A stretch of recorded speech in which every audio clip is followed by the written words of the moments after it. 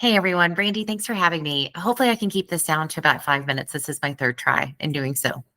I will recommend that if anything that I say today is interesting to you, definitely look into Jared Van. His Instagram handle is Jared Van Education. I would also look into Amy Evans and Liz Lefever. They have Octave Training, and Octave Training has really substantial resources for getting you set up with charting and learning about the standard acceleration chart. So I'm going to go through a real quick visual for you of what the standard acceleration chart looks like. And we're going to go through just like the basics of it. I'm going to show you again why it kind of makes sense to use. But what we're going to see here is kind of, I'm just going to highlight the differences between using the standard acceleration chart. So here is what you will typically see whenever you see a chart. So over here, you'll see your occurrences that happen. Everything that we chart is always based on rate. So that means we have a time floor and the frequency over that time floor, right?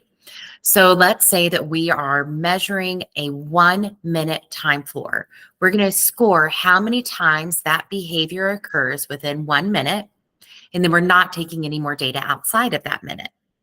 If you want to increase your time floor, you may, but you'll go over here to figure out how you're going to increase your time floor. So you'll look over here, you see 1 minute, 2 minutes, 5 minutes. But then what you might also see down here is that this is when you're really looking into like full days or hours. So you would score something that might happen like per session. So that might be a 6-hour long session. Then you're going to score it further down here versus if you're going to just be scoring based on what's happening per minute. Every time you score what the time floor is. So right here, everything that we're doing is just going to be a minute.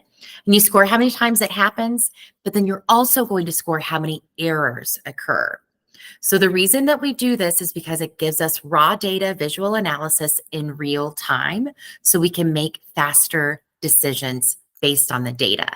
For example, if I were to say that I had 5 correct and I had 1 error, that would typically be 80% responding, right?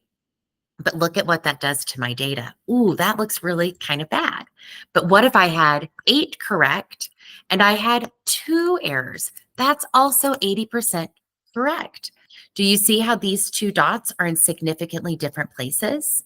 That's because the rates of occurrences were significantly different. And that means that our rates of responding were significantly different and should be treated as such. Kind of get obsessed with the chart because it really makes so much sense when you look at it from just that 80% benchmark. So I'm going to stop sharing this one for you now because what we're going to talk about now is how you determine what should be charted. How do we chart behavior? How do we decide?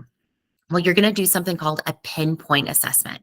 Pinpointing is really a very clear description of an operational definition without all of the words that we add with operational definition. For example, if I'm going to score how many times a learner is engaging in self-injurious head banging, instead of operationally defining self-injurious head banging, I am going to say the demand happens, right? Because we're going to say that it's escape maintained. A demand happens head to hand. That's the pinpoint, is head to hand. The learner hears the demand or sees the demand. The behavior is head to hand. So I'm going to score that every single time that happens. That is going to give me a better and more accurate picture than somebody saying like, oh, was that self-injury? I don't know. Does that meet the topography? It doesn't because it's not head to hand. Does that make sense? Okay, perfect. So that's why charting really works on like those great little bitty skills that you're trying to shape because you're really fine tuning what little bitty skill that you're looking at or what little bitty behavior that you're looking at. Charters will call those learning channels. So the beginning of the behavior and the end of the behavior. An example of a skill acquisition might be clapping. So for example, the beginning of the learning channel is here. that's the end of the learning channel is my hands together for one clap. But as I'm building and shaping the skill, this might be the beginning of the learning channel, right? And then this might be the end because the applause have ended. So again, that's how we're able to operationally define, but instead we're using pinpointing terms. I hope that helps. I also chart myself. This is a paper data. Print one off. You can just Google standard Celeration chart PDF for free and it'll come up.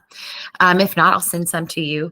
But I chart my meditations. So you'll see that I used to chart my durations, and then I realized that wasn't something that actually mattered. So I added a phase line or a slice so that then I could score it a different way. And instead, I recorded how many times I meditated. And then I realized that that wasn't necessarily what I needed. And so I started scoring an error when I had a stress response. And then I started scoring a dot if I used meditation as an antecedent intervention.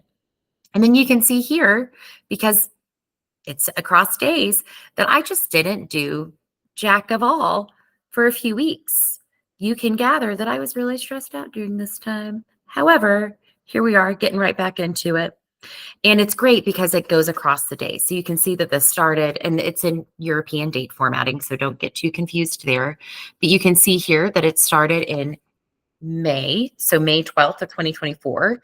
And now here we are several months later in September, and I can see these trends across and how my behavior has changed. So again, I love standard Celeration. It gives you trends across time. It gives you information for 6 months, usually whenever you're using a chart the right way. And you can see how skills are building upon each other, because on the same chart, I'm going to then, whatever I'm shaping or whatever I'm chaining, I can add to it. So it's just kind of a cool little thing to think about.